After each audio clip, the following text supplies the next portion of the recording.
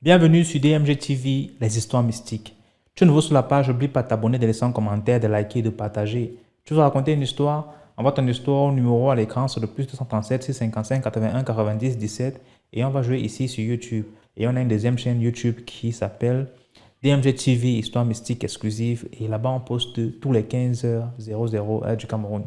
Donc, je t'invite à t'abonner pour ne pas manquer les prochaines vidéos. Ici, on parle d'histoire mystique.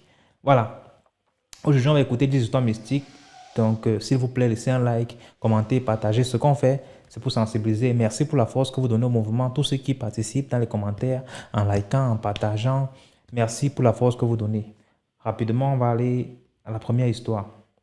À tout prix que j'ai remplacé le toit qui était enlevé. Bon, l'histoire d'aujourd'hui, c'est l'histoire d'une famille de 2 personnes au monde, qui étaient juste 2. Alors, papa décédé, maman décédée, tout le monde était décédé, donc il n'y avait plus que 2 personnes, c'est-à-dire le grand frère et la petite sœur. C'est comme ça que le plus riche du village vient demander la main de sa sœur en mariage. On lui dit que le monsieur là que tu vois, c'est un monsieur assez compliqué. C'est un monsieur, quand il prend les femmes vont toujours mourir, il te donne tout ce que tu veux, mais il avance ses femmes devant parce que le monsieur était vraiment riche, le bourgeois du village. C'est comme ça qu'il vient donc demander la main de la sœur du gars. Le gars dit ok, il n'y a pas de problème, je te donne ma sœur, mais je ne te demande rien. Allez-y, je ne te demande pas la dot. La dot, c'est juste que ma sœur vive, que je n'entende pas qu'elle ait le mot de tête, donc tu peux partir avec elle. C'est comme ça que le monsieur est parti avec la femme. Et tout se passait bien jusqu'à ce que la femme tombe enceinte. Elle a également fait 9 mois de grossesse. Pendant l'accouchement, elle arrive à l'hôpital. On dit qu'accouchement difficile. Il faut opérer la femme. C'est comme ça que la femme va arriver. Pendant l'opération, la femme décède. Comme ça qu'on vient au gars là que ta soeur est morte. Le gars était au champ en train de travailler. On lui dit ça un vendredi soir. Le gars dit que ok, il n'y a pas de problème. Il prend sa machette, il commence à limer. C'est comme ça qu'il lime la machette toute la soirée. Le lendemain, on revient lui dit que on t'a dit que ta soeur est décédée. Il faudrait qu'on l'enterre parce que ça commence déjà à dégager. Parce que au village là-bas, il n'y a pas des affaires de morgue. Il faut vite enterrer. Ça commence déjà à dégager. Et le chef a dit que mais attends, c'est quelle histoire ça? Allez le chercher. On est parti. Il m'a dit que j'attendais jusqu'à midi. Jusqu'à midi, le gars est descendu. Il a pris sa machette qu'il a bien limée et qu'il a mis dans sa botte. Il a porté son pas dessus. Il est descendu, il est entré dans la concession. Les gens ont commencé à crier « Ouais, ça nous est arrivé, pardon, vraiment, calme-toi. » Il dit « Non, je n'ai pas de problème. Où est le mari de ma soeur? » On dit « Le voici. » C'est comme ça que le type prend le monsieur. Il dit « Mon beau, viens m'expliquer. » Ils sont entrés dans la maison.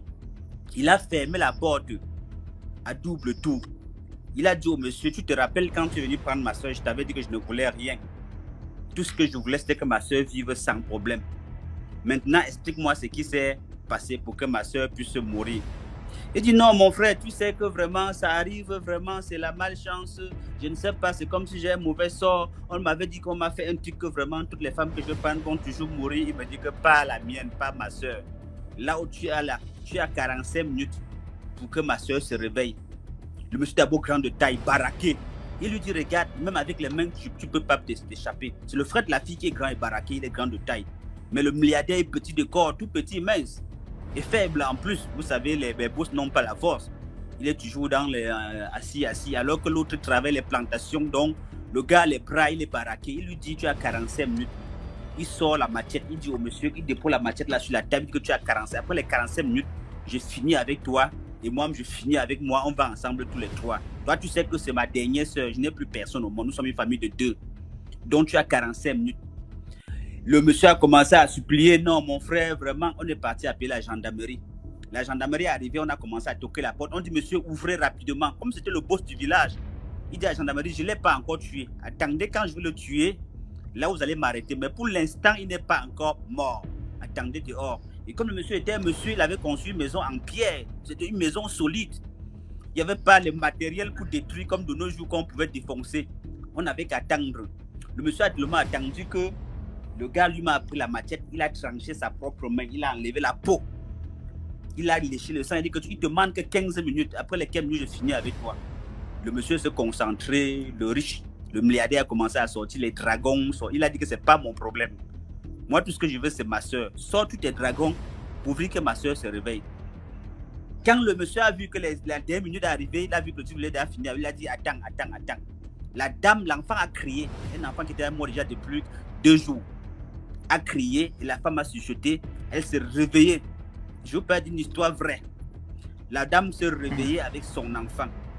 Le monsieur a ouvert la porte. Il a coupé les feuilles de bananier, emballé sa soeur avec le bébé. Ils sont montés. La soeur voulait, il a dit ne touche rien, ne prend rien dans cette concession. Il a coupé les feuilles de bananier, il a emballé sa soeur avec. Et prendre le bébé, mettre sur lui, emballer avec parce qu'il avait un par-dessus, emballer avec. Ils sont montés, ils sont partis. C'est comme ça que le monsieur est resté 24 heures après. Le monsieur croyait pouvoir faire l'échange. Il croyait pouvoir résoudre le problème en trouvant une autre personne pour donner, pour compenser. Il n'a pas trouvé. Le monsieur est parti avec sa soeur. Sa soeur est quittée du village. Ils sont allés à Douala. Il a marché presque à pied, parce que s'il te raconte les étapes qu'il a traversées pour arriver à Douala, il a abandonné la maison familiale au village. Il est monté avec sa soeur à Douala. Et sa soeur maintenant a épousé un monsieur. Aujourd'hui, ils sont ensemble. L'enfant a déjà peut-être, je ne sais pas quoi, les affaires de 21 ans, 22 ans. C'est une histoire vraie. Merci. Merci beaucoup pour l'histoire. Et là, on passe à la deuxième histoire.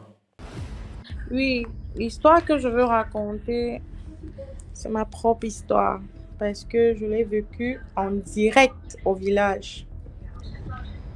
Donc, me voici à cela peut-être 6 ans en arrière, oui, quand j'étais enceinte de mon fils.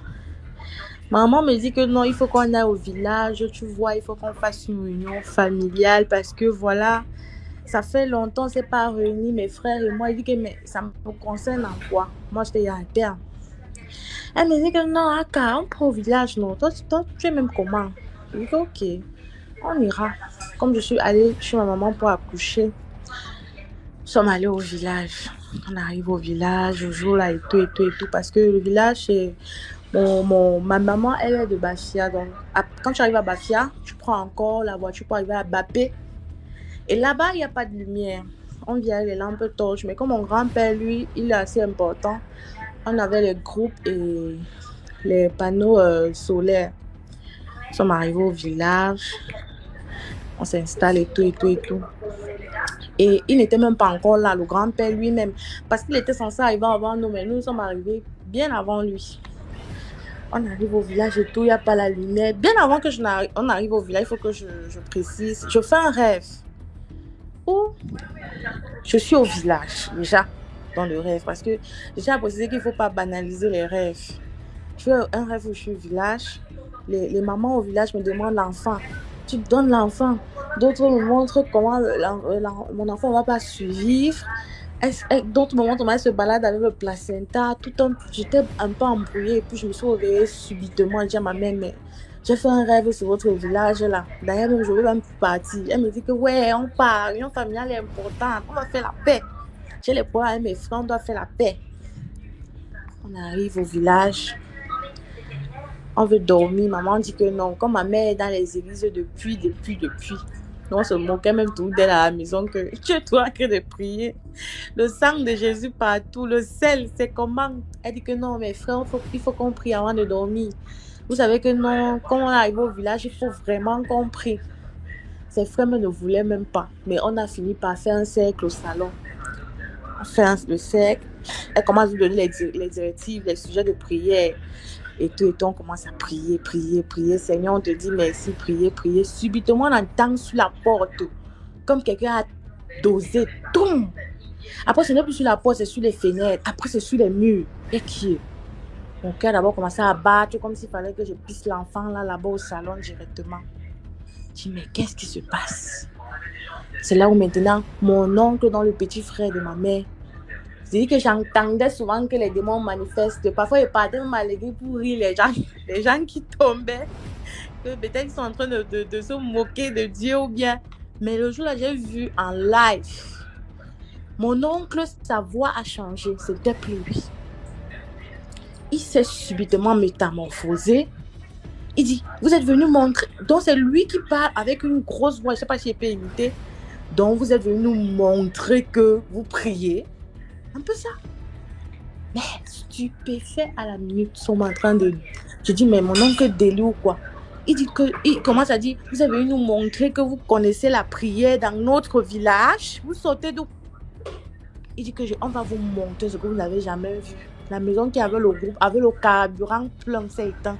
Les lumières, tout est devenu noir. C'est là où une sainte colère dans ma mère, comme elle était dans les églises, fire, fire. La prière, elle dit que ne laissez pas invoquer le sang. On a commencé à crier, sang de Jésus, sang de Jésus, sang de Jésus. Ma mère était venue avec un seau de sel à main. Là, on a visé le sel sur lui. C'est comme ça qu'il part à gauche, il part à droite, il part comme quelqu'un qui est téléguidé. Il dit que nous sommes... Donc, c'est comme ça que les voix s'enchaînent en lui. L'autre dit, une femme parle maintenant, nous sommes au moins 10 et vous ne pouvez rien. C'est comme ça qu'on tape toujours les murs par dehors. C'est là où la matin appelle le pater, que papa, le téléphone du pater même ne passait pas de son père. On criait sang de Jésus, sang de Jésus, sang de Jésus. C'est comme ça qu'on appelle le pater décroche, on l'explique que papa voilà la situation. Il dit que casser ma porte. Il y a souvent un truc quand tu entres dans les maisons des gens, généralement même les gens de l'Ouest, c'est un truc un peu rond comme ça, en bois. Papa a demandé qu'on prenne ça, que c'est quelque part dans ce champ, c'est maman qui a pris. Il a demandé qu'on met ça devant la porte, qu'ils sont entrés par la porte centrale. Il a même qu'on mette ça là-bas, on a accroché ça.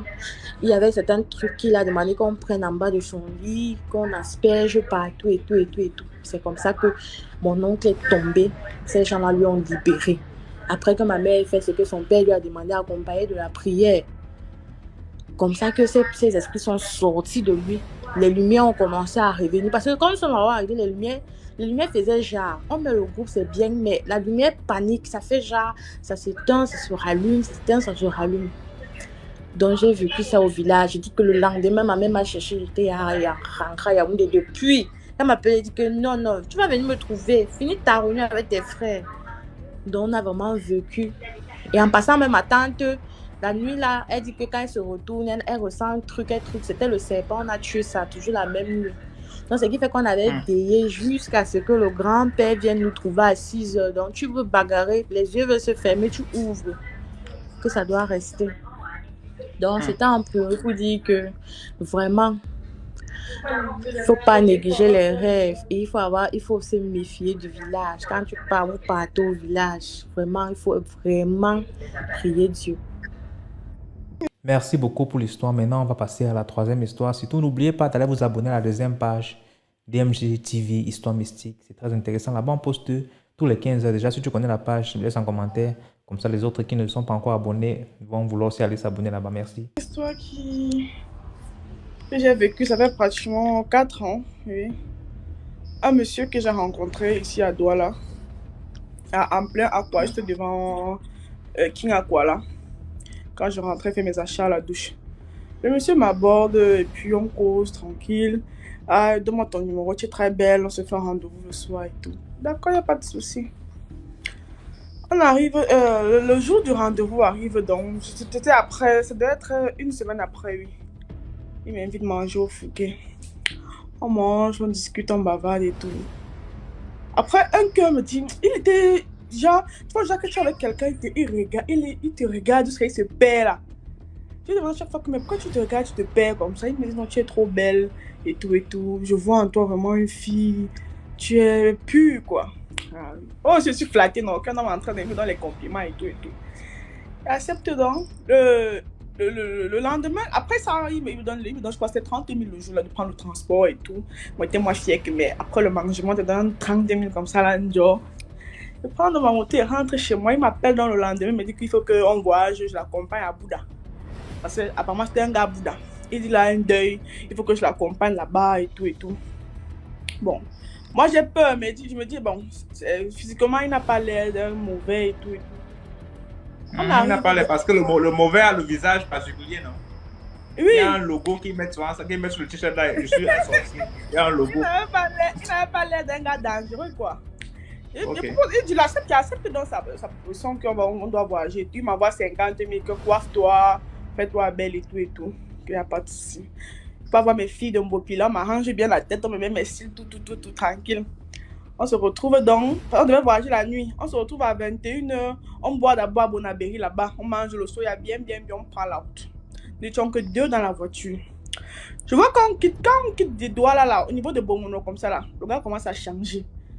Genre, je l'appelle, il ne répond plus. On causait bien. Il dit comment à l'appeler, il me dit que non, il faut qu'il soit concentré. Mais on est en train de causer, non, tu vas rouler avec quelqu'un, on va rouler jusqu'à bout, donc on va causer. Il me dit que non, parle, non, tu veux dire quoi? Il dit que non. On dirait après, à un moment, je vois la voiture, fait que, comme s'il veut ralentir, il accélère après il ralentit. Il dit que papa, il y a quel problème? Tu as un problème, il faut on cause, non. Il ne voulait plus parler. Nous sommes arrivés au milieu de nulle part. Je ne sais pas où la voiture s'est gâtée, au milieu de la route. De nulle part. La panique a commencé à avoir peur. Il dit que mais il change subitement, il ne parlait plus. Il sort de la voiture, il commence à tourner, il fait le tour autour de la voiture. Il dit qu'il regarde s'il y a une panne.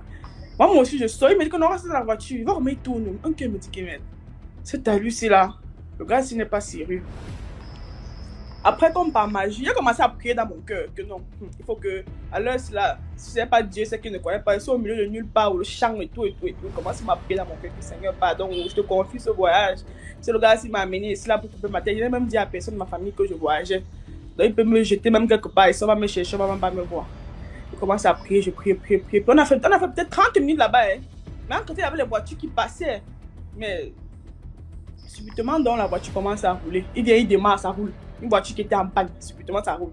Ah, c'est maintenant mon cœur que yes. On cherche les gars, maman, elle cherche ma part, vous dites. On roule, jusqu'à on arrive à Bouddha. On prend une chambre d'hôtel. Il allait prendre une chambre d'hôtel là, loin dans le quartier. Il n'y avait même pas la lumière là-bas. L'hôtel était bizarre, avec les statuettes des animaux devant et tout. Hey. Il dit que donc tu as laissé tout ce qu'il y avait en ville là pour venir au village. Il me dit que non, c'est parce que c'est pas loin de la maison du deuil. On doit dormir ici là et tout. On arrive dans la chambre, je pars, je me lave. Je fais un peu ma prière avant de dormir. Il dit qu'il part, il revient. Il est sorti. Moi, j'ai prié, me coucher. Après, quand il revient, la porte était ouverte. Donc, j'ai pas fermé la porte. Il revient, il se couche à côté de moi. Il commence à voir. Il commence à faire. Il ne dort même pas profondément. Il commence à faire. Il ronfle. Il ne ronflait pas. Quand il me tourne, je vois comment il me regarde. Il sort les gros yeux, il me regarde. Il ne ronflait pas. Il me dit que c'est quoi, tu as peur. Il dit que mais tu fais quoi comme ça là. Il me dit que non, il n'y a rien. Après, il fait encore comme s'il dormait. Il commence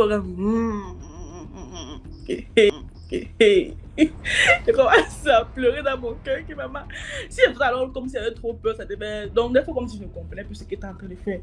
Après, bizarrement, quand je me tournais, nos yeux se croisaient toujours. Il me dit que c'est quoi, tu as peur. Il dit que non, il n'y a rien. Mais pourquoi tu te comportes comme ça là? Il me dit que non, il n'y a rien. Et tout. Il ne me demandait pas les fesses. Il ne me demandait pas les fesses. On est resté comme ça toute la nuit, éveillé. Il ne dormait pas. Moi aussi, je ne dormais pas. Il dit qu'on va rester comme ça là. Le matin, il se lève, ses yeux sont rouges. Après, il me dit que ouais, j'ai envie qu'on fasse un peu. Pas la news, non. Il te donne même tes 200 000 là. Comme tu m'avais parlé d'un projet là.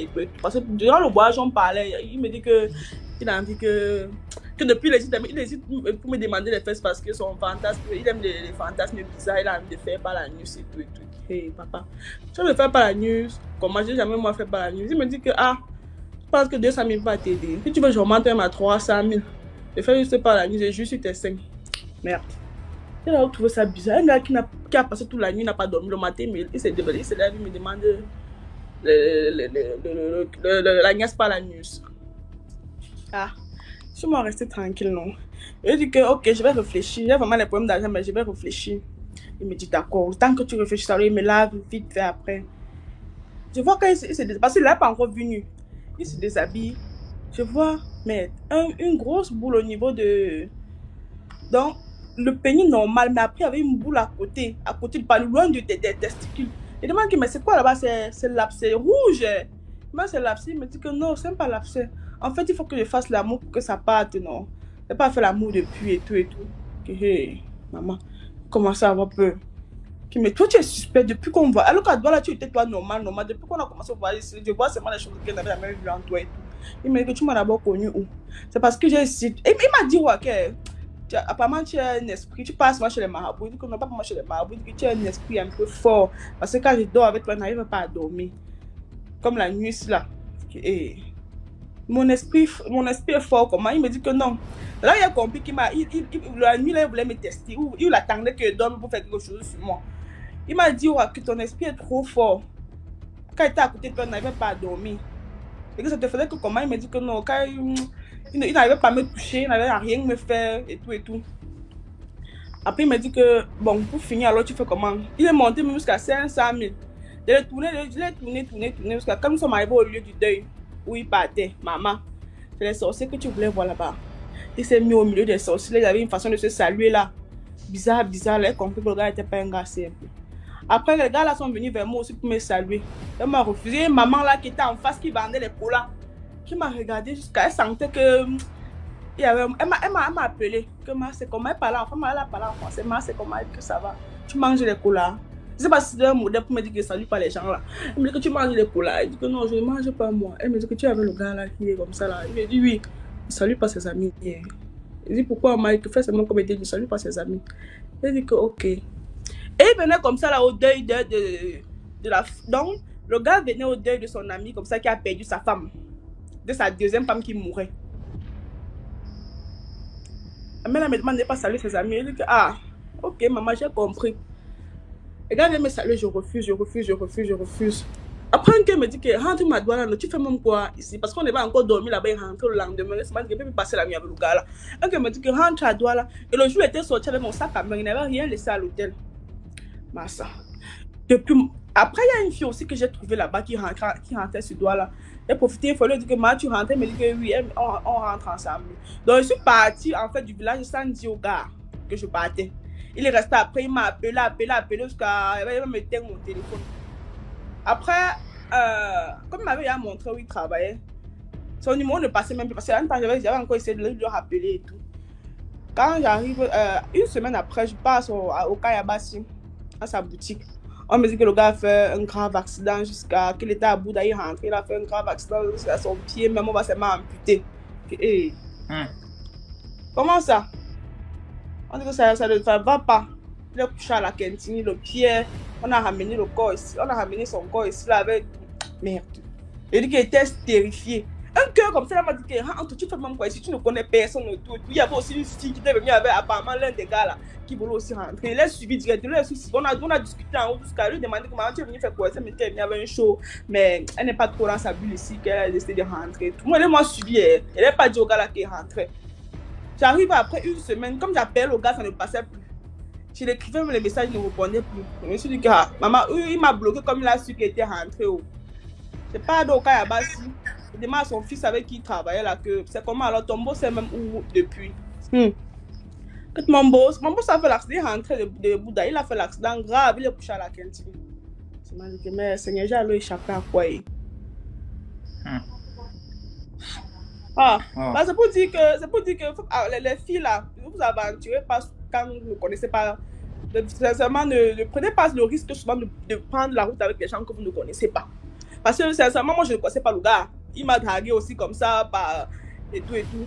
Je me suis aventurée à aller à Bouddha. C'était ma première fois d'aller à Bouddha. Je n'ai jamais allé à Bouddha. Donc si me tuait même là-bas, ma famille n'allait même jamais être au courant. Maintenant, on passe à la 4e histoire. Je vis les histoires tous les jours. Je suis en train de réfléchir. Les histoires. Je suis en train de réfléchir sur quelle histoire je raconte, ou je raconte celui d'aujourd'hui parce que j'ai eu un artefact dans mes mains. Beaucoup de personnes ne savent pas ce qu'on appelle l'artefact. Moi, je voyais ça dans les films c'est pas des blancs. Moi, je me disais que c'est des histoires de films, c'est la science-fiction. Jusqu'à ce qu'on m'amène un enfant possédé. En fait, on disait qu'il était possédé. Comme je t'avais dit, je suis guide spirituel et naturopathe. Il y a donc un enfant qui dérange, on l'amène donc. On m'appelle, je dis, ok, amenez-moi l'enfant, je veux voir l'enfant. Parce que comme ça, je ne peux pas savoir de quoi il est question. La famille me dit que non, vraiment, on a espoir que tu peux faire quelque chose. Il faut qu'on t'amène cet enfant. Je perds un enfant de 22 ans. Un garçon de 22 ans. Il a commencé d'abord par avoir on appelle ça quoi, les voyances et tout. Il était très fort. il a commencé à révéler les choses. Quand il donne seulement l'eau à quelqu'un, tu guéris. En fait, il est dans une famille, on appelle ça chez nous les Magnési, les Nkamsi. Donc, c'est des personnes, oui, un peu comme moi. C'est-à-dire, ils voient des choses, entendent des choses, ils connaissent des choses. Ils connaissent les plantes, ils connaissent les écorces. C'est comme ça qu'on me dit que ça a bien commencé, mais là, c'est en train de déranger. Moi, dans ma tête, je me dis que, ok, peut-être il a été mal initié, ou peut-être ça a été corrompu, parce que parfois, c'est souvent corrompu. Je demande, ok, amenez-moi l'enfant. Je vais voir. Comme ça, quand on prend l'enfant, on quitte du village, on m'amène l'enfant. Là où ma fille vient même de parler, là, elle était dans le Bouddha. On m'amène l'enfant. Parce qu'auparavant, j'ai quand même entendu parler de cet enfant. Il faisait des espoirs, il faisait beaucoup de choses. C'est-à-dire, le Jacques, il a tellement de patience, les gens s'alignent. Parce que quand c'est bon, quand tu fais des passes, il y a beaucoup de personnes, quand tu vas chez eux, ça ne marche pas parce que oui, il n'a pas de résultat. Il fait des trucs et puis ça ne marche pas. Les gens vont avec leurs problèmes. C'est comme ça qu'on m'amène l'enfant. Quand l'enfant arrive, regarde l'enfant. L'enfant n'est pas possédé. Parce que quand l'enfant est possédé, directement, tu sais. Nous, on a des méthodes pour savoir. Même parfois, seulement la chevelure, quand l'enfant arrive là, quand ta chevelure commence à monter sur la tête, tu as la chair de poule, tu sais que l'enfant s'est possédé. Je fouille tout, je ne vois rien. Ok. Je dis, bon, il n'y a pas de problème. C'est qu'on va faire. Je vais observer l'enfant pendant 9 jours. Après les 9 jours, de quoi il est question. Dans ma tête, je me dis que ça peut être un problème naturel, peut-être un problème de nerfs, peut-être le système nerveux central, peut-être la folie. Parce que quand c'est la folie, on ne peut pas ressentir. C'est un problème naturel, normal. C'est pour ça que je reste avec l'enfant, je commence à poser les questions, à l'enfant. Je trouve rien, je trouve que l'enfant est normal.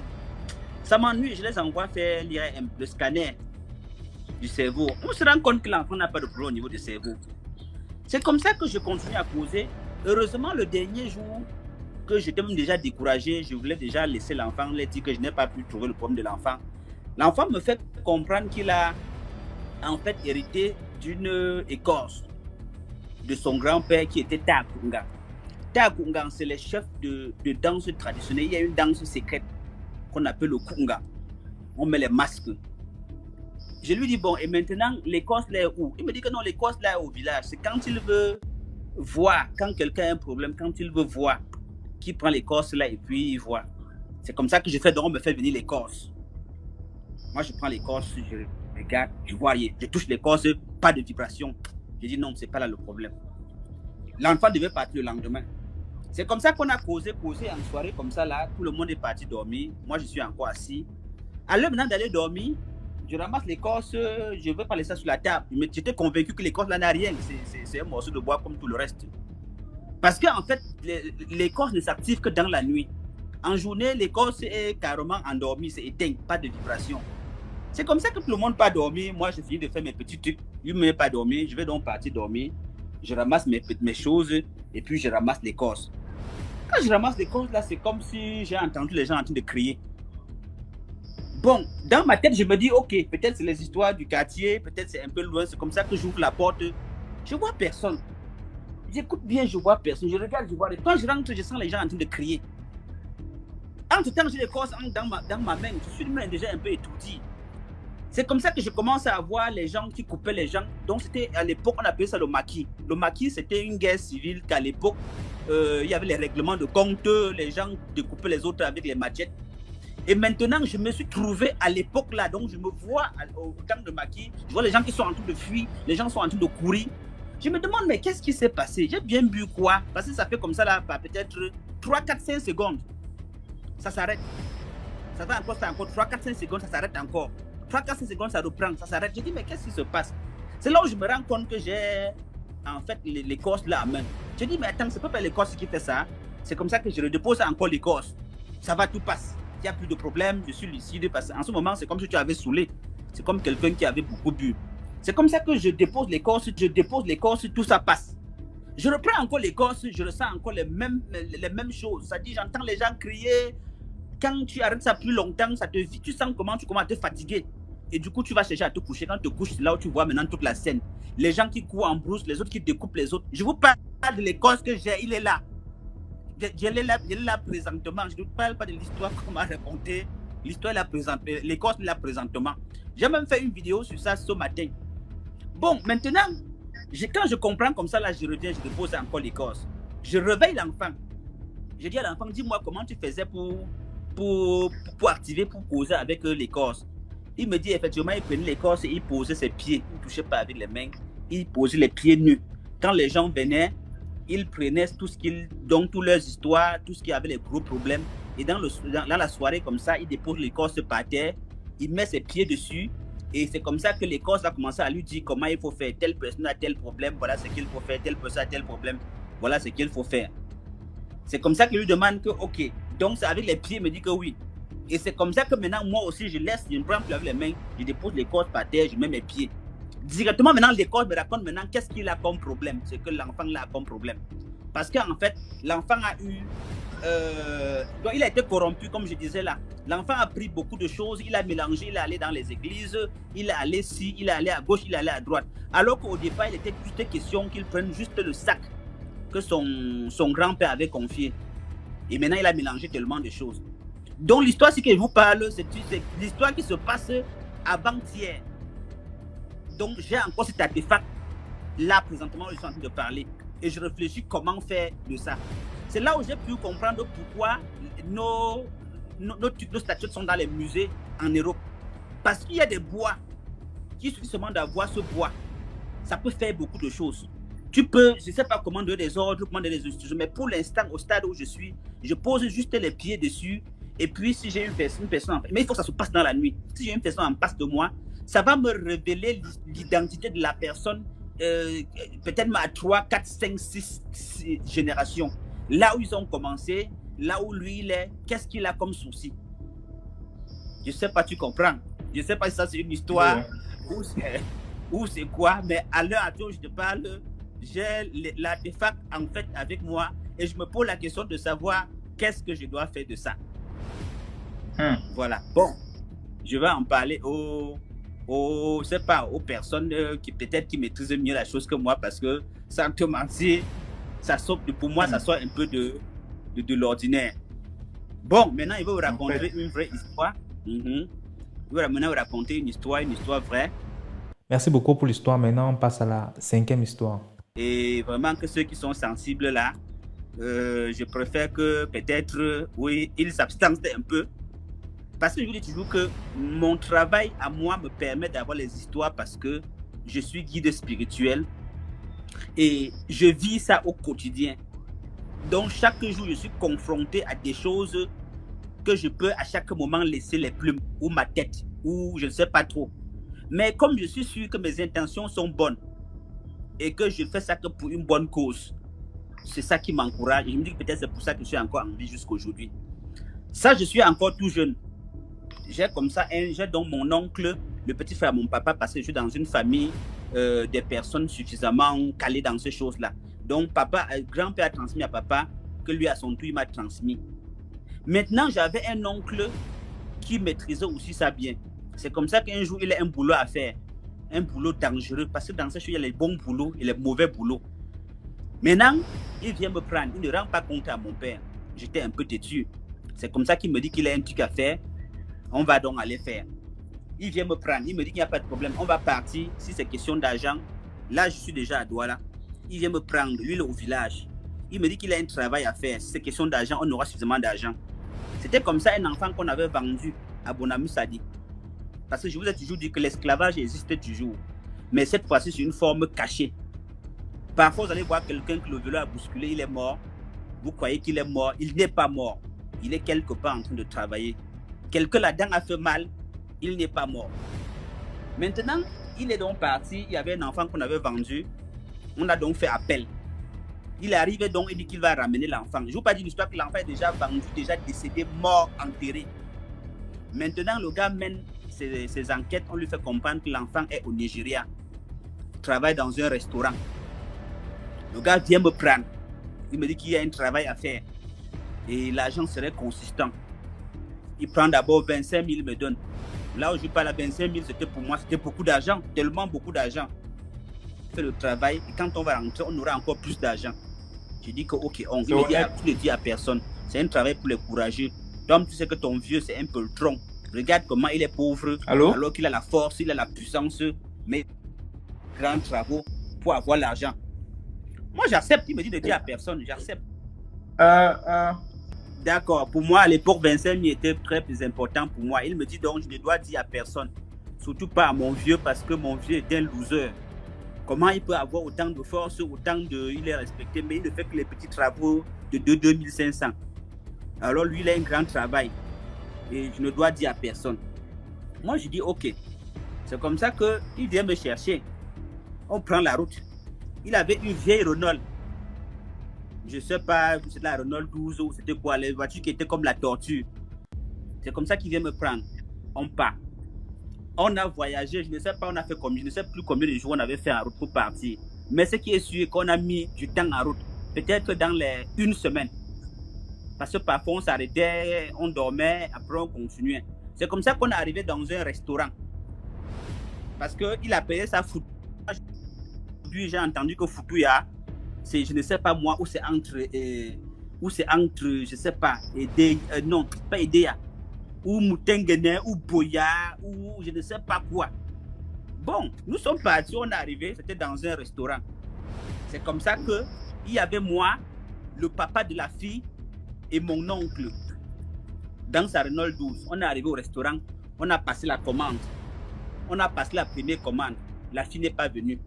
Là, c'était arrangé. Moi, j'avais le sac. Il y avait un sac qu'on avait râpé les différentes écorces. On a mis dedans plein d'écorces. On a râpé ça finement. De façon que quand tu bougeais un peu le sac, les écorces là sortaient comme de la craie, comme la poudre.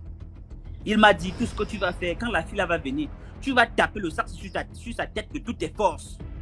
Il faudrait que tu tapes ça au moins 7 fois, de façon que les écorces qui sont dedans puissent l'embaumer. Ça doit embaumer son visage, tout son corps, sa tête. J'ai dit oui, tonton. On est arrivé au restaurant, on a commandé le premier plat. La fille n'est pas venue parce que, apparemment, la fille travaillait dans un restaurant. Il fallait tout simplement que quand la fille arrive et qu'on tape ça sur sa tête pour pouvoir l'amener. On a passé la première commande. Elle n'est pas venue. Deuxième, je ne sais plus les mères, je ne connais plus les mères. Deuxième commande, elle n'est pas venue. On a passé au moins 7 commandes. C'est la dernière commande là que la fille est venue et son papa a dit que voilà ma fille qui vient. Nous étions assis, on avait déjà aligné les plats. On prenait là, parfois on enlève la viande ou le bunga ou le machin, on mange, on pousse ça de côté. Quand le plat vient, on pousse ça, ce n'est pas elle qui vient. Jusqu'à ce qu'on a commandé le mets, que c'est la fille en question qui servait. Quand on a commandé le mets là, son papa a dit que voilà ma fille qui vient. Ouais. Quand elle a dit que voilà ma fille qui vient, j'ai commencé à... Il me dit que tu ne dois pas avoir peur. Pas. N'aie pas peur.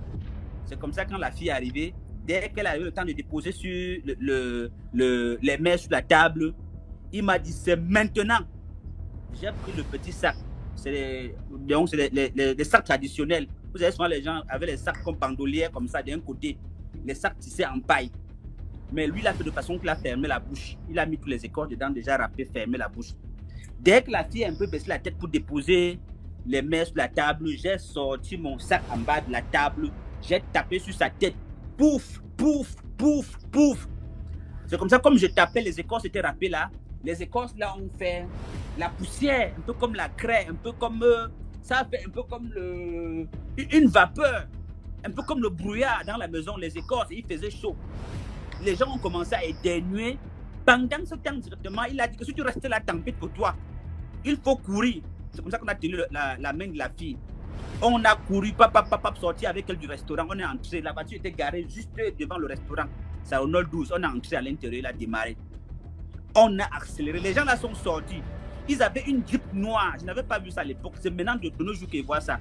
J'ai vu ça chez qui? J'ai vu ça chez Tofis. Un peu comme les Hummer. C'est ce que les gens là avaient. Ils avaient une voiture comme la Hummer. Nous, on avait les RAV4, comme pas RAV4, la Renault 12, comme les tortues, le genre de coupe tortue là. Ils sont sortis derrière, ils ont commencé à nous suivre. On a roulé, on est arrivé sur quelque part, il nous a rattrapé déjà. Mon oncle a fait sa main comme ça, donc il a mis sa main sur mon dos comme ça. Quand je regardais derrière, il y avait une pente, une colline qui n'avait pas de nom.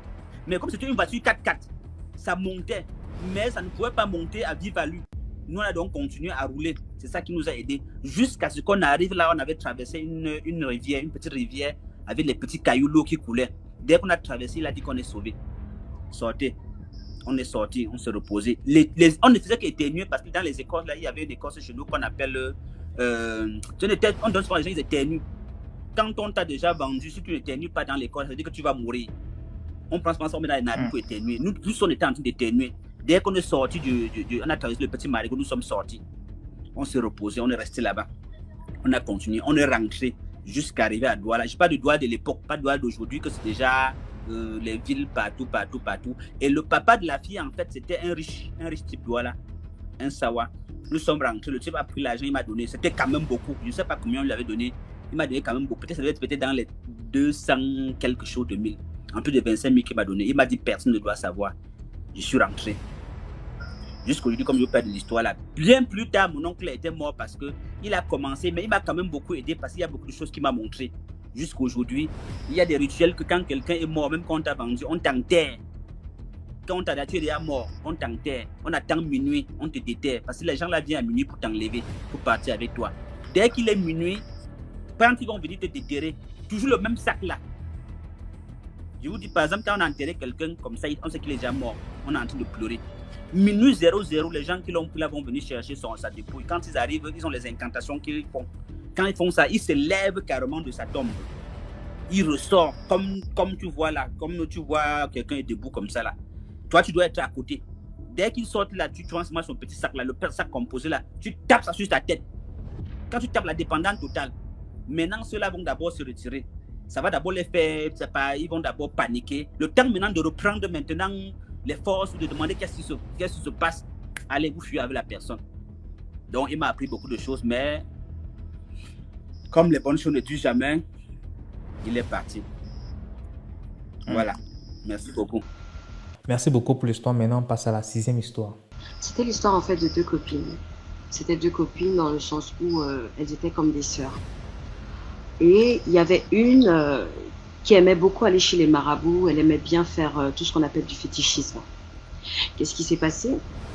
Sa copine, comme elle avait des soucis des fois avec son chéri, donc ça ne passait pas vraiment, elle a dit à sa poétesse, « Ah, j'aimerais arranger ma relation, tout ça, comment je peux faire ?» Et la copine a dit, « Ah, il n'y a pas de souci, viens, je vais t'emmener chez un monsieur que je connais très bien. » Elle est partie, elle allait avec sa copine, sans savoir que avant ça, sa copine était très jalouse par rapport à la relation qu'elle avait avec son copain. Donc, en tant que telle, elle voulait gaspiller cette relation. Malgré ça, elle avait confiance en sa poétesse. Elle a dit, bon, on va y aller parce que j'aimerais beaucoup arranger ma relation. Elle est partie avec sa poétesse. Ils sont arrivés chez le marabout. Le marabout a eu à parler, à faire des consultations à cette dernière, à discuter et a eu à expliquer qu'est-ce qu'elle devait faire à partir d'une certaine heure. Elle a eu à faire ce qu'il fallait faire. Le matin, elle se réveille, elle remarque qu'elle ne se sent pas bien. Elle se rend compte en fait qu'elle a une douleur au niveau de son bas-ventre. Donc elle appelle sa mère et dit « Ah maman, voilà, je me sens pas bien, voilà, je me sens un peu trop mal. » Au fur et à mesure, elle ne se sentait pas toujours bien. En l'emmenant à l'hôpital parce qu'elle commençait à maigrir, elle commençait à ne pas manger, à ne pas avoir l'appétit. Donc on l'emmena à l'hôpital. Arrivée à l'hôpital, le docteur dit que non, elle a un kyste oculaire. Elle ne comprenait pas, elle dit mais comment ça se fait que j'ai un kyste oculaire, comment ça se fait que j'ai un fibrome? Elle n'arrivait pas à comprendre parce qu'on ne faisait que trouver des maladies. Elle n'arrivait pas toujours à comprendre. Sa copine est arrivée à l'hôpital, elle a dit mais qu'est-ce qui se passe? Elle dit ah mais quand je suis quittée de chez le monsieur là, le soir en revenant, je ne me sentais pas du tout bien. Elle a dit mais est-ce que tu as eu à faire ce que le marabout a eu à te dire à faire aux environs de minuit? Elle a dit oui j'ai fait, il m'a dit de faire ceci, cela, sauf que je ne comprends pas, ça ne va pas. Sans savoir que sa copine avait dit au marabout de faire l'échange d'étoiles. C'est-à-dire que quand elle vient de lui faire croire qu'il allait l'aider, entre-temps c'était pour lui ôter la vie. Quelques heures après, le médecin dit non, elle va passer au bloc opératoire pour qu'on puisse l'opérer par rapport à son fibrome qu'elle avait. Et après, on devait lui faire l'opération du kyste oculaire. À la salle d'opération, la jeune fille, elle est décédée. Donc la mère était vraiment désemparée, elle a pleuré, tout ça. Et ils ont eu à faire les obsèques de cette dernière. La maman, puisque c'était une femme de prière, elle priait énormément. Elle dort, elle fait un rêve où elle voit sa fille qui vient à chaque fois pour venir lui parler dans le rêve pour dire « Ah maman, on m'a tuée ». À chaque fois, elle venait dans le rêve et elle ne comprenait pas le rêve qui lui arrivait. Mais à chaque fois, elle se réveille, elle dit « Ah chérie, j'ai fait le rêve où j'ai rêvé de notre fille qui me dit que non, voilà ce qui se passe comme ça. » Mais elle ne comprenait pas. Donc, elle était beaucoup dans la prière, elle priait énormément, jusqu'à ce qu'un soir, elle fait le rêve où elle voit sa fille dans l'eau. Elle voit sa fille dans l'eau et elle demandait à sa fille « Mais tu fais quoi dans l'eau ?» Elle dit « Non, on a pris mon étoile et je travaille mystiquement dans le monde spirituel. On l'a enfermée et elle travaille mystiquement dans le monde spirituel. La mère s'est réveillée, elle s'est mise à prier. Elle fait le rêve encore une troisième fois. Elle voit encore sa fille dans l'eau, en train de travailler dans le monde mystique. Elle dit, mais qu'est-ce qui s'est passé? Raconte-moi, qui t'a fait ça? En fait, elle ne comprenait pas pourquoi ma fille est décédée, mais je ne fais que rêver de mon enfant. Je ne fais que rêver de ma fille à chaque fois. Mais elle travaillait dans le monde mystique. Elle a dit, c'est ma copine qui m'a emmenée chez un féticheur. Voilà ce qui a eu à se passer. La maman a appelé sa copine en question et elle a convoqué les chefs du quartier. Ah, j'ai eu à faire un rêve comme ça fait 3 fois et ma fille ne fait que me dire que non. Tu as eu à l'emmener chez un féticheur et que voilà, elle travaille dans le monde spirituel. Qu'est-ce qui s'est passé? Tu as emmené ma fille où? La copine dit, ah, moi, je n'ai l'emmené nulle part.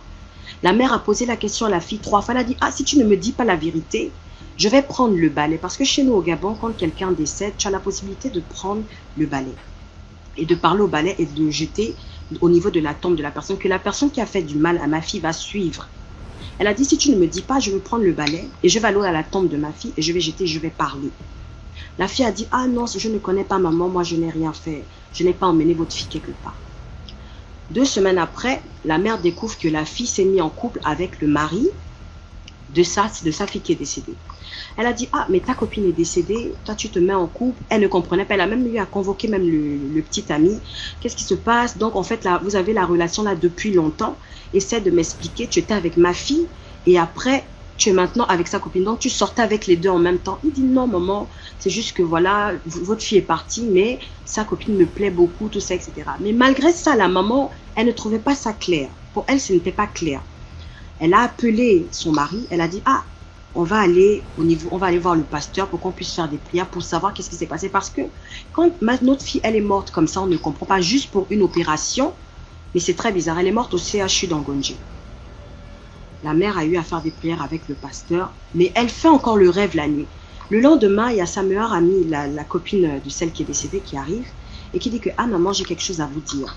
La maman a dit, explique-moi. Ah, j'ai emmené votre fille chez le féticheur parce que elle a dit qu'elle avait des soucis avec son petit ami. Donc, elle avait besoin vraiment d'arranger cette histoire, d'arranger la relation qu'elle avait avec son chéri.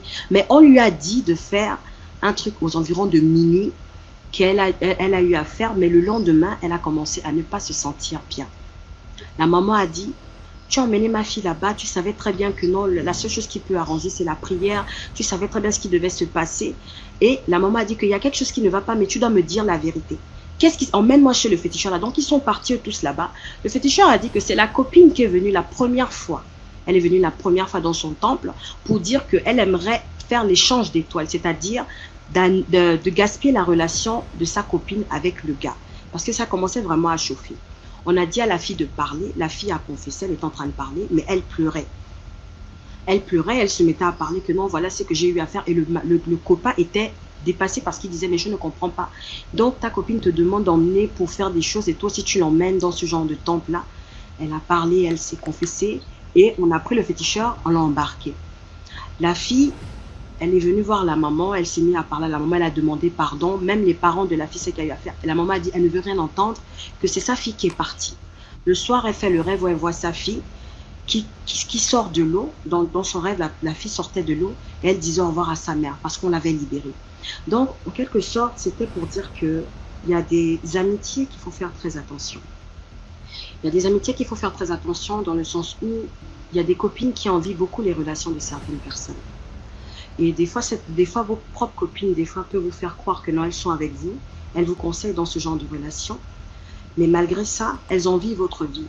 Et elles sont capables de faire en sorte de gaspiller même votre relation juste pour pouvoir prendre votre petit ami, juste pour pouvoir même gaspiller votre relation ou prendre même votre vie.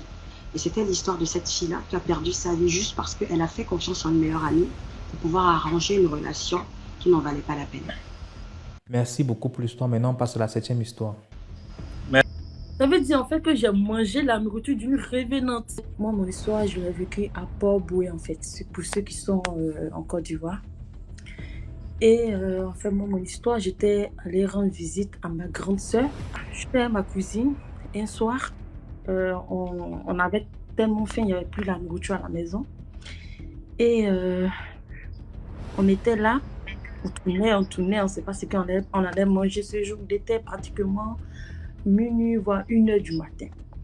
Et comme la commune d'Abidjan, précisément Port-au-Prince, c'est toujours animé, jusqu'à même à 4 heures du matin, il y a toujours des restaurants, des maquis, des bars, en fait, un peu de tout, en fait. Donc, moi et ma cousine, on s'est dit, bon, pourquoi pas aller acheter de la nourriture pour manger, puisqu'on a faim, on ne peut pas dormir devant vide. Et c'est là qu'on est sorti cette nuit-là, ce fameux nuit. On est sorti environ vers 1h, 2h du matin pour acheter de la nourriture. Donc, une fois arrivé, on a trouvé une dame qui vendait de la nourriture, en fait, des pâtes de poulet. Des pâtes de poulet, en fait. En fait, moi, j'ai trouvé ça bizarre, mais je me suis dit, puisque j'ai faim, donc je vais manger ça, en fait. Et moi, j'adore les pâtes de poulet, en fait. Surtout les sautés et grillés. Donc, c'est comme ça. Parce que moi, avant cela, moi, je n'ai jamais vu ce genre de dame, cette dame-là, vendre de la nourriture. Là, en fait, parce que moi, à côté, j'ai un ami qui a un bar encore, qui a un bar à côté de la dame où elle vend la nourriture. Donc, du coup, je n'ai jamais remarqué cette dame-là qui vend la nourriture là. Donc, cette nuit-là, j'ai vu la dame. Donc, du coup, on s'est approché d'elle, en fait, pour acheter la nourriture. On a fini d'acheter la nourriture. On est rentré à la maison avec la nourriture. Une fois à la maison, on ouvre la nourriture, on goûte. La nourriture, vraiment, c'est pas une nourriture qu'on peut manger, en fait. En fait, on a l'impression que la nourriture est... En fait, je sais pas comment je vais expliquer, mais... il n'y a pas de goût, il n'y a pas de sel, il n'y a pas de cumage. C'est comme de l'eau, en fait, avec des pâtes et des orteils, en fait, sur les pâtes qui n'ont pas été coupées. Donc, je me suis dit, bon, ok, pourquoi pas récuisiner encore de la sauce et manger avec de la teke. Donc, c'est quand j'ai eu l'idée, donc ma soeur m'a suivi là-dedans. On a récuisiné encore dans la sauce et on a mangé. Et c'était très bon. Et le lendemain, on part trouver cette dame-là à la même heure. Nous, on ne mangeait pas vite, en fait. Donc, du coup, on est reparti encore pour acheter la même nourriture. On repart chez la dame, on ne trouve personne. Donc, comme ça, je suis allée voir mon ami qui travaille à côté. Je lui ai dit, mais il y a une dame que j'ai trouvée ici hier. J'ai donné le nom de... J'ai donné l'heure à laquelle je suis acheter la nourriture. Du coup, je me suis dit... J'ai dit à mon ami, mais on est venu acheter la nourriture ici, moi et mon ami, et moi et ma soeur, ma cousine. Aujourd'hui, on revient pour acheter la nourriture, il n'y a personne. Il me dit, mais depuis quand quand tu viens chez moi, est-ce que toi, tu vois quelqu'un vendre de la nourriture là? Je dis, non, mais ce jour-là, moi, j'avais tellement faim que je n'ai pas calculé ça. Mais j'ai acheté la nourriture. Mais la nourriture était vraiment dégueulasse. C'était pas à manger, mais on a recuisiné encore là-dedans pour manger. Donc, moi, je n'ai pas pensé à ça. Donc, c'est là qu'il est sorti. Lui et moi, on s'est renseignés aux alentours pour savoir s'ils ont trouvé une dame là à l'heure à laquelle on est venu manger la nourriture. Tous ceux à laquelle on demande, parce qu'à côté, il y a des restaurants en fait. Il y a des poulets grillés, il y a des dames qui cuisinent, qui vendent la nourriture autour de la dame en fait. Donc, ils ont dit qu'ils ont trouvé, qu'il n'y avait personne à cette heure-là en fait. Donc, on a trouvé ça bizarre. Donc, 3 jours après, moi et ma soeur, on était cachés dans un coin pour voir si la femme, peut-être, nous on s'est dit, peut-être la femme nous a donné un repas qui n'était pas bon, elle savait, donc du coup elle avait peur qu'on revienne la trouver et lui faire des histoires. Donc peut-être elle nous voit et elle ramassait ses trucs et partit. Donc on s'est cachés, on s'est dit on allait regarder pour voir. On regarde, il n'y a toujours personne à cet endroit. On a attendu pratiquement 30 minutes à 45 minutes. On voit la dame arrêtée en train de vendre la même nourriture. Donc, on s'approche. Le temps de s'approcher, on ne retrouve plus la dame. Donc, moi, j'ai trouvé ça bizarre. Moi, je suis quelqu'un, j'ai vraiment peur. Ce genre de choses-là, moi, je ne m'amuse pas avec. Moi, je suis une personne, vraiment, j'ai vraiment peur des petits trucs comme ça. Donc, on est arrivé, on est rentré encore, on a commencé à fouiller de partout, commencé à chercher cet endroit. Et cette femme-là, on n'a toujours pas trouvé cette dame-là. Donc, ça veut dire en fait que...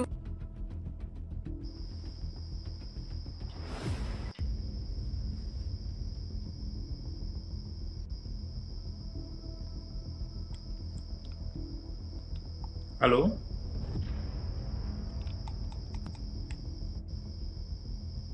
Allô? Oui, ça veut dire en fait que quoi? Ça veut dire en fait que j'ai mangé la nourriture d'une revenante. Donc en fait, je n'arrive pas à croire en fait. Puisque quand tu es une commerçante, tu restes toujours là à ta place. Merci beaucoup pour l'histoire. Maintenant, on passe à la 8e histoire. Tu crois que ça n'arrive qu'aux autres, jusqu'au jour où tu te rends compte que c'est toi les autres. Donc, l'histoire que je vais vous raconter maintenant, c'est l'histoire d'une femme qui est morte parce qu'elle avait volé un pain de 2500 francs. Parce que vous voyez, parfois, certaines personnes en route, on les appelle quoi? C'est des gens qu'on a déjà vendus. C'est des revenants. C'est des morts vivants. Vous voyez quelqu'un qui a peut-être sur sa tête un lot de pain. Il ne mangeait jamais. Vous le voyez tous les jours. Vous ne connaissez pas sa maison. Vous le voyez tous les jours. Vous n'allez jamais voir son enfant, ni sa femme, ni là où il habite. Vous allez voir quelqu'un qui vend les pains tous les jours. Les pains, même, c'est les moins chers et les chers. Mais là, les babouches tous les jours percés. Il ne manque. Tu vas jamais le voir dans un restaurant manger. Parfois, c'est des gens qui sont déjà morts. Parfois, ils travaillent pour les gens. Ils sont avec nous. On vit avec eux tous les jours, mais tu ne peux pas savoir. Vous allez voir les gens, parfois, l'autre qui fait peut-être où c'est le taxi. C'est même un taximan que tu connais bien, mais il est déjà mort. Tu ne sais pas qu'il est déjà mort. Il travaille comme ça la haine de quelqu'un, mais toi, tu ne peux pas savoir. Mais il y a des enfants là qu'on les raconte là, ils se disent ah, laissez-nous les films là. Alors que lui-même, il vit l'histoire là tous les jours, mais il ne peut pas savoir. Donc, l'histoire que je vous raconte là, c'est l'histoire d'une dame qui avait volé un pain de 2500 francs. Qu'est-ce qui se passe? Elle est assise devant la porte. Un Magida, on les appelle les Magida, un Wadjo qui vend les pains. Passe avec les pains. Elle appelle le Wadjo. Le Wadjo vient avec les pains. Elle demande que le pain coûte combien. Le Wadjo dit que le pain c'est 2500 francs. Elle dit d'accord. Elle donne 10 000 au Wadjo. Le Wadjo dit je n'ai pas de monnaie, je vais changer.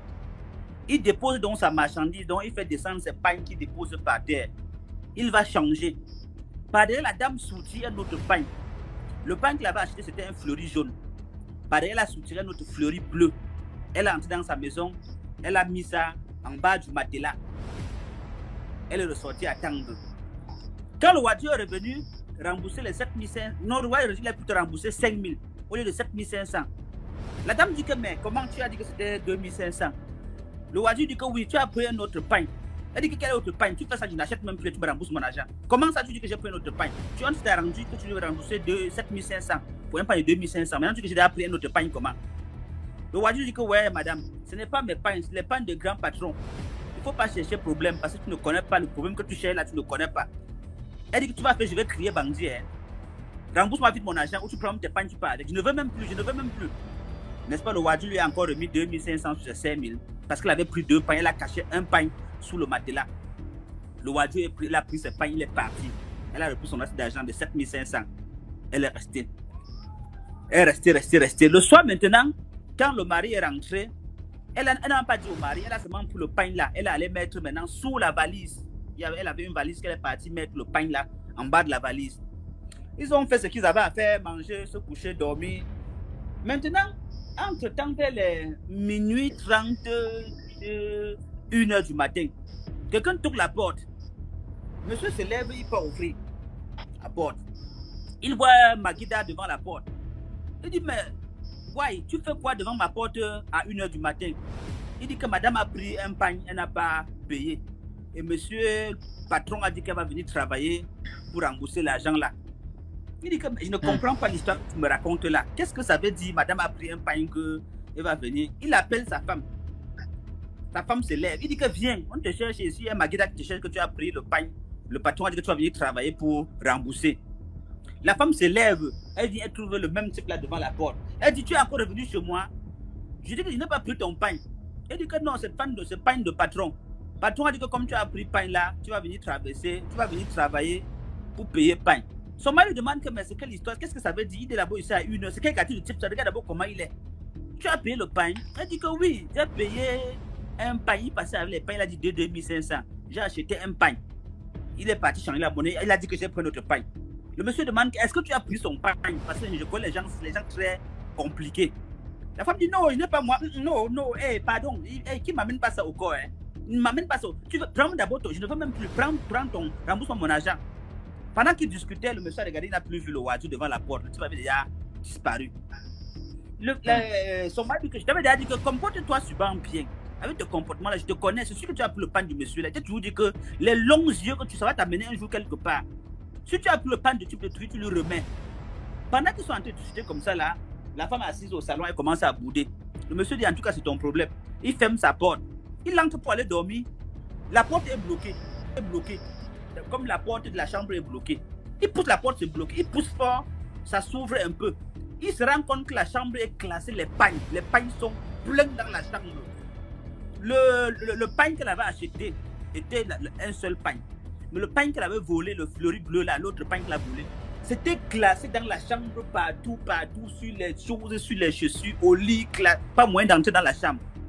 Le monsieur dit à sa femme que mais c'est quelle histoire que je suis en train de voir là? Viens me voir l'histoire si tu vois dans la chambre. La femme dit que, ah pardon, laisse-moi avec tes choses. Laisse-moi, tu as dit que je suis une voleuse, je suis une bande. Elle dit que pardon, viens voir. Je n'arrive pas. Regarde, le pagne est plein dans la maison. Sa femme dit que laisse-moi tes blagues là. C'est comme ça qu'elle se lève. Elle vient, elle va entrer, elle-même, elle voit qu'il n'y a pas moyen. La maison était pleine.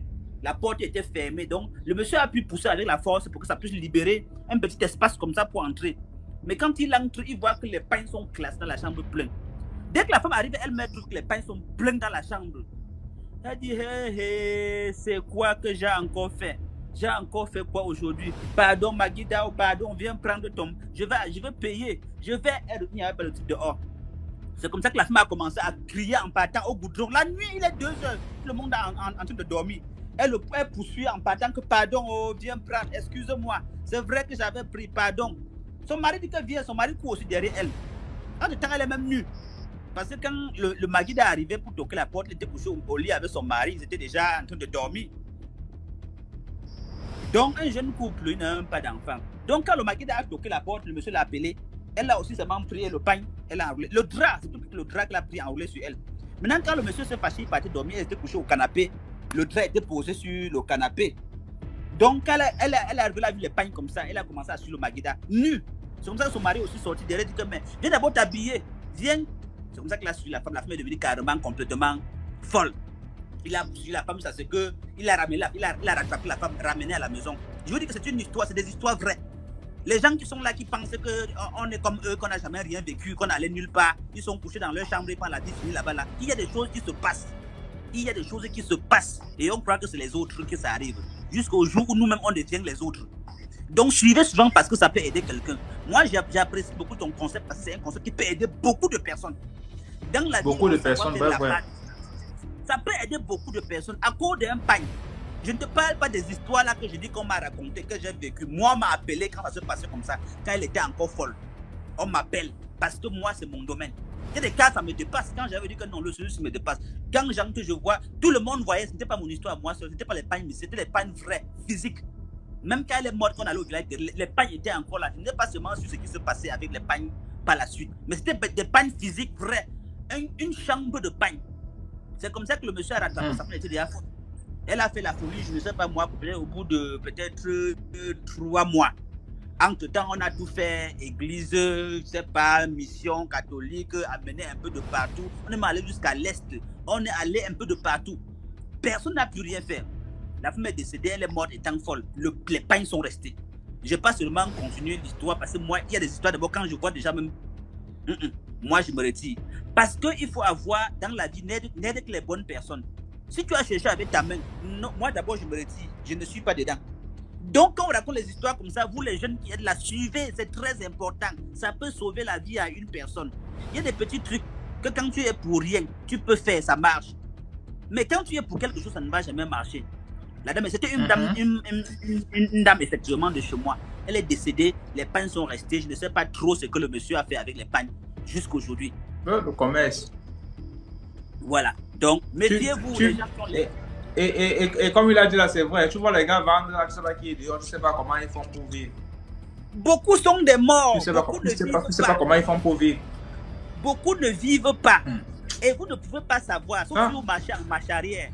Si tu veux savoir, marche en marche arrière. Mais tant que tu marches pas devant, tu ne vas jamais savoir. Si tu veux savoir que ce que je dis est vrai, prends-moi une ruelle comme ça tôt le grand matin, très tôt.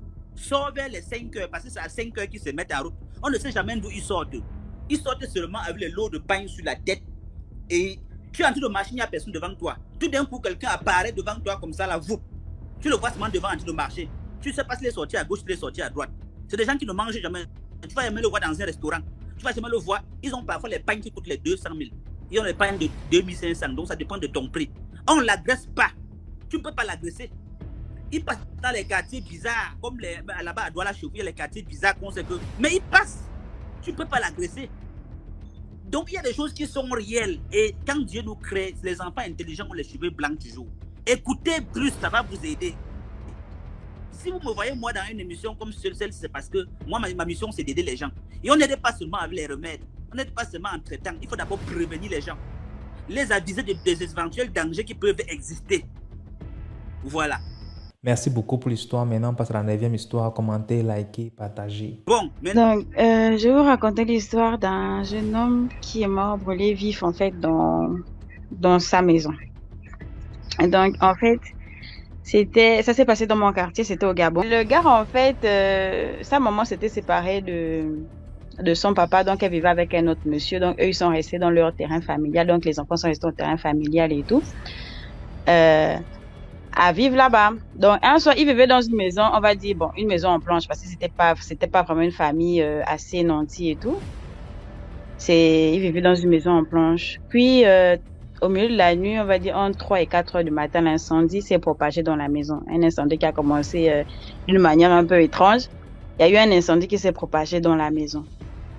Donc, toutes les personnes, les autres et tout, ils ont réussi à sortir, sauf un. Et celui qui est resté, en fait, dans la maison, en fait, les autres essayaient maintenant de vouloir le secourir et tout.